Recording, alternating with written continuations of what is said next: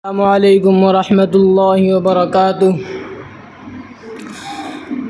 الحمد لله رب العالمين، وصلى الله على محمد الأمين وعلى آله وصحبه الغر الميامين ومن تبعهم بإحسان إلى يوم الدين. أما بعد، فقد قال الله عز وجل: واعتصموا بحبل الله جميعا ولا تفرقوا. وقال عليه السلام: لا تحاسدوا ولا تناجشوا ولا تباغضوا ولا تدابروا وكونوا عباد الله إخوانا. فيا رئيس الحفل وعلماءنا الأكارم وإخوان الضيوف، كان النوع البشري في القرن السادس المسيحي على شفا جرف هار، أظله العصبية والجنسية، وأزاغه القبلية والعنصرية، وأفسده العرقية والوطنية، حتى عمه الغزو والإغارة، وفشى فيه القتل والاغتصاب، وأشرب في قلوبهم الظلم والقساوة.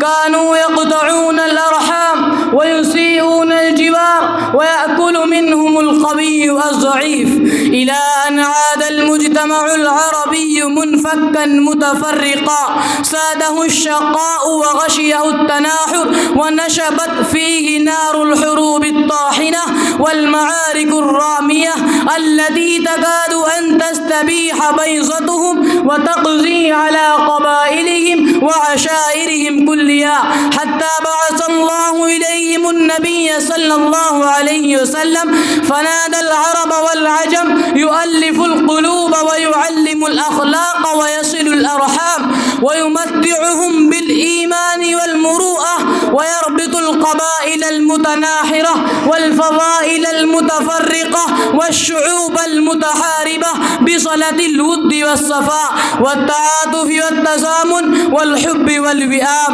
أيها المستمعون، إن وحدة الصفوف هي تكرم الأمم بالقوة والشكيمة والغلبة والانتصار والعز والوقار وتوسع في الحكم وتغلب على الشعوب والملوك، ثم تمثل أدوع العواطف والإخاء وأجمل مشاهد الرفعة والطموح وأحسن مناظر العظمة والسلطان. كما نشهد أن الجيش الإسلامي لم يكد يخرج من المدينة حتى انتصر في بدر وأحد وخيبر والخندق والطائف والبلد الأمين، ثم ما زال الصحابة والتابعون يغلبون على الحكومات والملوك ويسجلون دوائع الفتح والانتصار، حتى هزموا الفارس والروم وتوغلوا في الأقطار والأمصار، ورفرفوا لواء الإسلام في كل من دمشق وبغداد والقاهرة والخرطوم والرباط والأندلس وأوروبا وإسطنبول ومزارع أشبيليا وصحادة أفريقيا وقارة الهند والسند وجبال الأفعان وما وراء النهر.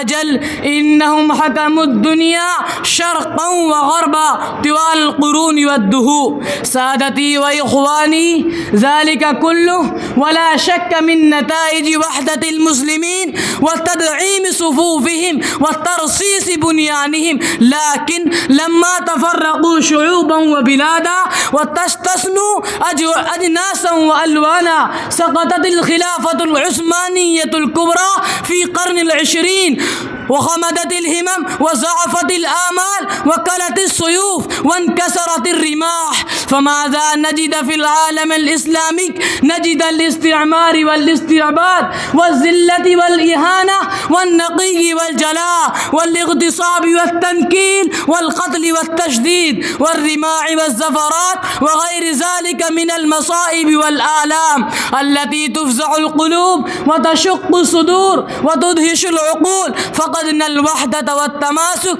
وفشلنا وانهزمنا، ذهبت ريحنا وساءت ضاعت سمعتنا يسألنا الأرامل والأيتام متى تخرجون من هوة التفرقة ومتى تجتمعون على أساس الكلمة ومتى تدافعون عن كرامة الشريعة ومقدسات البلاد وحرمات الأخوات والأمهات. تعالوا أيها الإخوان وسارعوا إلى توحيد الصفوف وإرساء دعائم الأمة وتقوية جبهات المقاومة والجهاد في سبيل الله، وإن لم نعن بذلك لا يعفو عنا سبحانه وتعالى ولا الجيل الصاعد ولا تاريخ الإسلام والمسلمين. حسبنا بها وكفى، والسلام عليكم ورحمة الله وبركاته.